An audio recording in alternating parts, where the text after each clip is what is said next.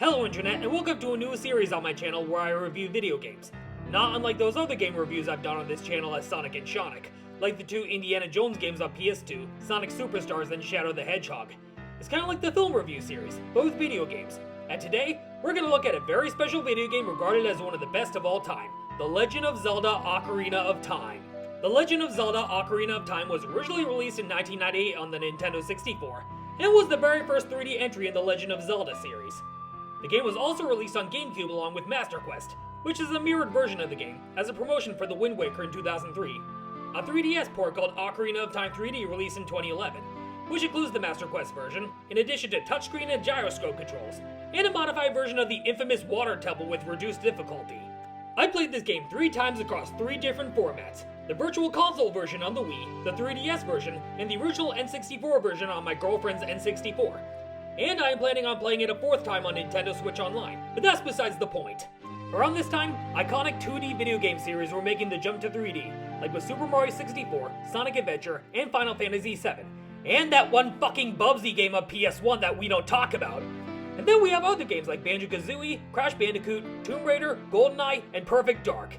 And if it weren't for Ocarina of Time, gaming wouldn't be what it is today. The very first Legend of Zelda game I ever played was not Ocarina of Time, but actually Twilight Princess on the Wii, followed by Skyward Sword. Ocarina of Time was actually my 3rd Legend of Zelda game. And since I'm currently playing through Echoes of Wisdom and Tears of the Kingdom at the moment, I wanted to revisit Ocarina of Time before we get the live-action Legend of Zelda movie in March 2027, precisely 1 week after Sonic the Hedgehog 4. My absolute favorite thing about the Legend of Zelda series is the soundtracks. There are so many iconic songs across multiple games like A Link to the Past, Majora's Mask, The Wind Waker, Twilight Princess, Skyward Sword, Breath of the Wild, and even Tears of the Kingdom. And in 2017, I actually went to a Legend of Zelda symphony in Boston called Symphony of the Goddesses following the release of Breath of the Wild. No matter which game you pick up and play for the first time, you know the soundtrack is going to be epic. I can even say the same about the Sonic the Hedgehog series, as I went to not 1, but 2 Sonic symphonies in Boston.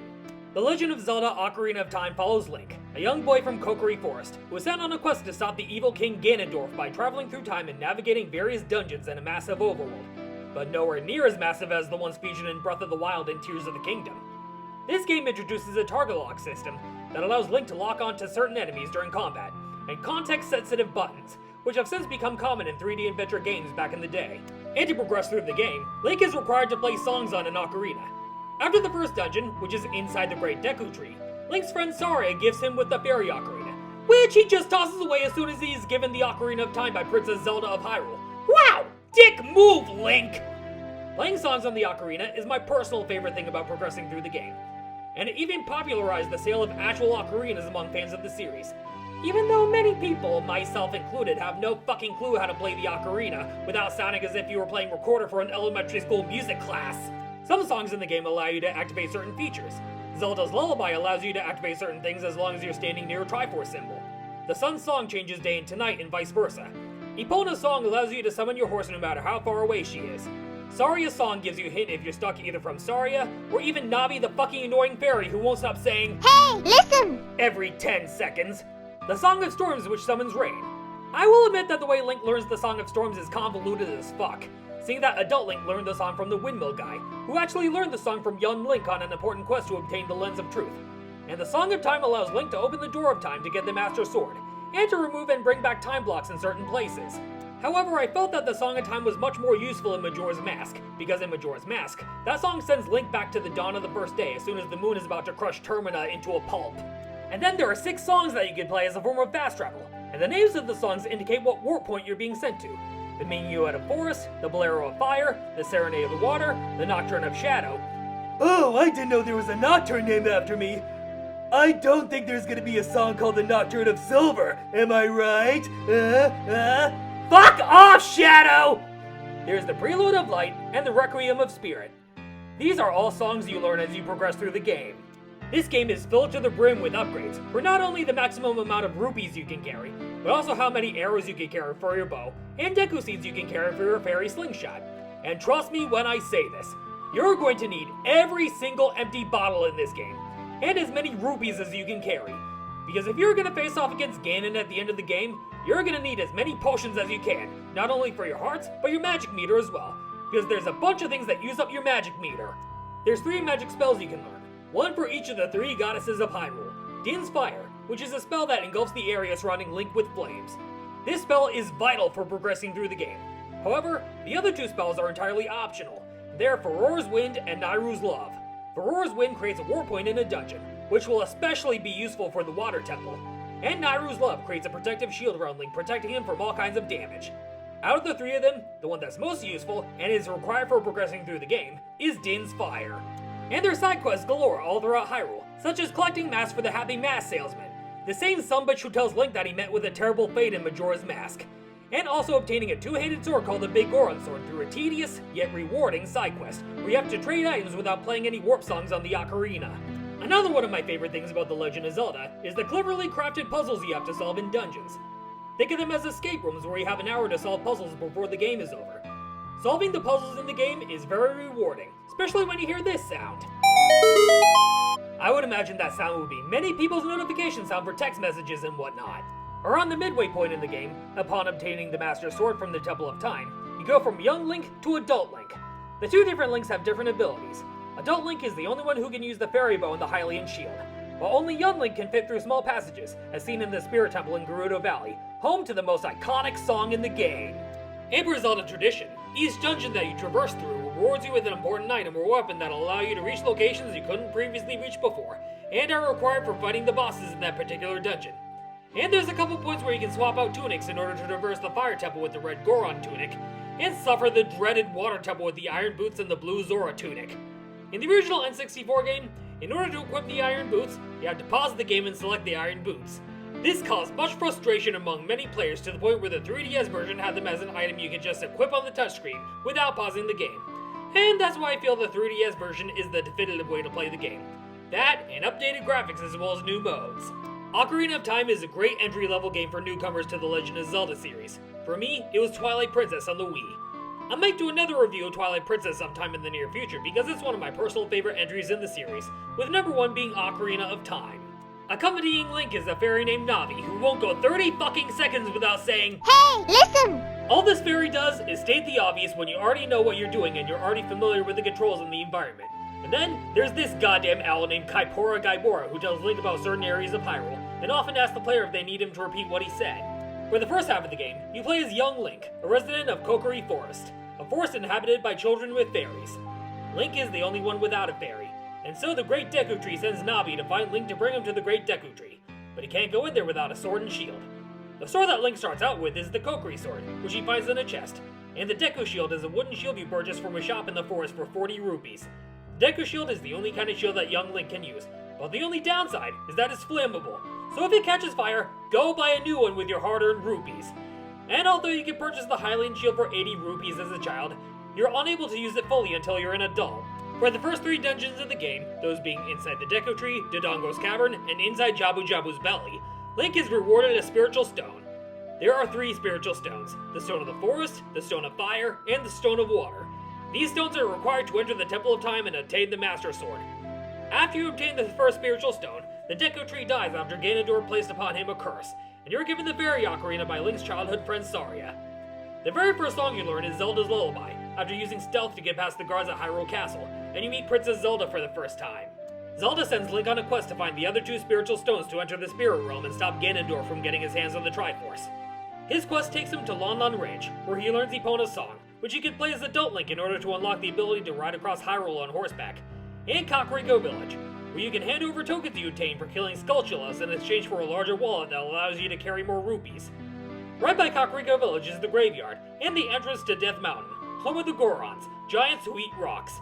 And then there's Lake Hylia and Zora's Domain, home of the Zora, fish-like creatures who have a lot on their minds, and the Zora King, who moves so slowly that it's hilarious.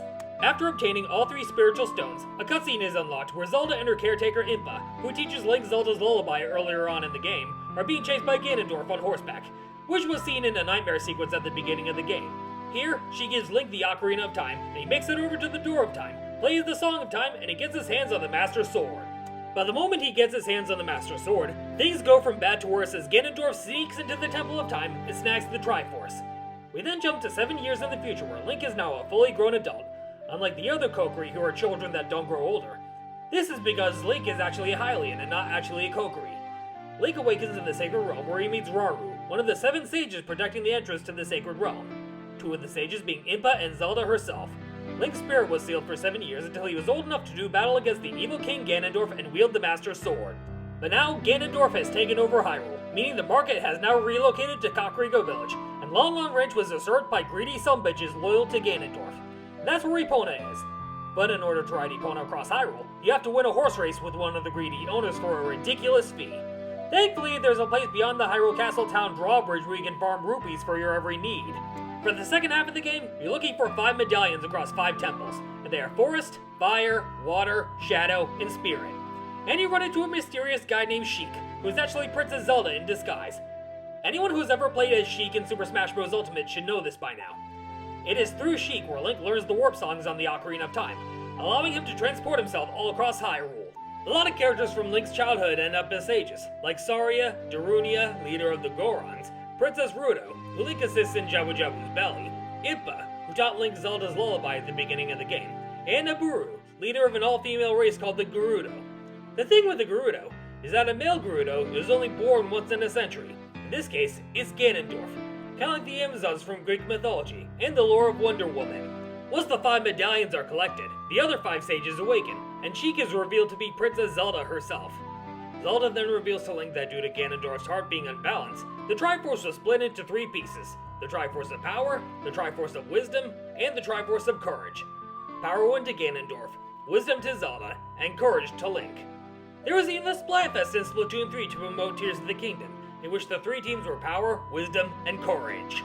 And soon, Ganondorf captures Zelda and traps her in a crystal and brings her to his castle, which is where Hyrule Castle was once located. So now it's up to Link to rescue the princess, send Ganondorf to the Shadow Realm, all with the help of the trusty Master Sword, and save the land of Hyrule. There are fairy fountains found all across Hyrule where the Great Fairies grant Link with special gifts, including the 3 magic spells, which are Din's Fire, Garora's Wind, and Nairu's Love, as well as an enhanced magic meter, a spin attack which uses that magic for the meter, and upgraded defense. There are other fairy fountains where you can find fairies to fill up all your hearts should you run out. All you have to do is take out an empty bottle and trap one inside. And the way to replenish your magic meter is through finding green jars hidden in the grass, or by drinking a green potion, or even a blue potion which also fills up your health. And let me tell you, you're going to need a bunch of blue potions for the end of the game. The other 6 sages help Link enter Ganondorf's castle by basically creating a rainbow bridge in the likes of Rainbow Road from Mario Kart, or the Bifrost from Thor. And as you do battle with Ganondorf, one of the things you do is practically play tennis with an energy ball and hit it back towards him in order to deal damage. This occurs in a lot of other Zelda titles like A Link to the Past, Link's Awakening, The Wind Waker, The Minish Cap, Twilight Princess, Phantom Hourglass, Spirit Tracks, and even Skyward Sword. Not so much Breath of the Wild or Tears of the Kingdom. And as you rescue the princess, Ganondorf brings the castle crumbling on top of them. But as they make it to safety, the evil king transforms into a beast called Ganon thanks to the Triforce of Power.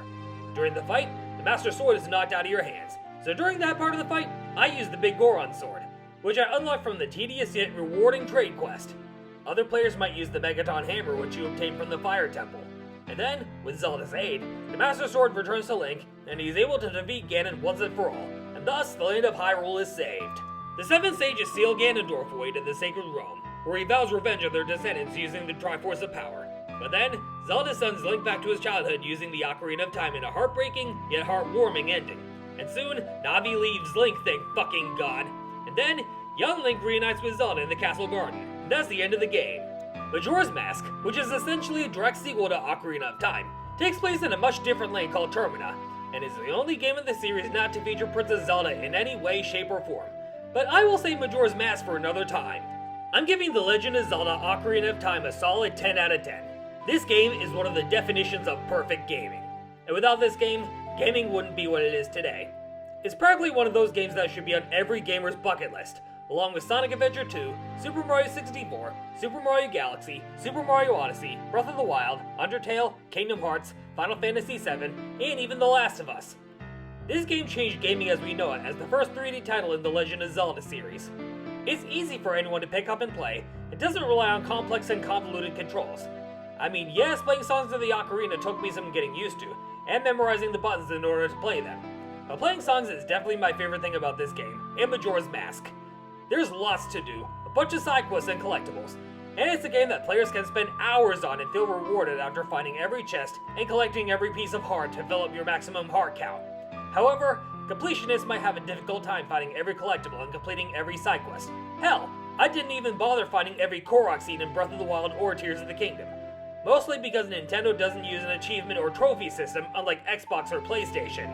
Ocarina of Time is currently available at your local retro game shop or eBay on Nintendo 64, Ocarina of Time 3D on the 3DS, and is also available for those who pay for the Nintendo Switch Online Plus Expansion Pass, where you have access to a large library of Nintendo 64, Sega Genesis, and Game Boy Advance titles.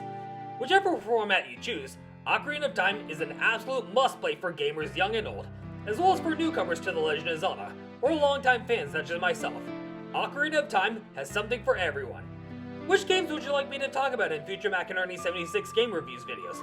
It can be anything, like another Legend of Zelda title, or Kingdom Hearts, or The Last of Us, or Life is Strange, or Metroid Prime, or any kind of Mario game. If there is a game you'd like me to review, let me know in the comments below. But I should tell you that as of this video's upload, I no longer own a Wii U, and I have yet to get my hands on a PS5. So that means I'm currently unable to review Spider-Man 2 from Insomniac, or Astrobot, or Indiana Jones and the Great Circle.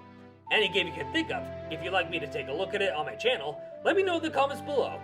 And stay tuned for my upcoming film reviews for Snow White, the other Mission Impossible movies, and Thunderbolts coming soon. Till then, I'll see you all next time.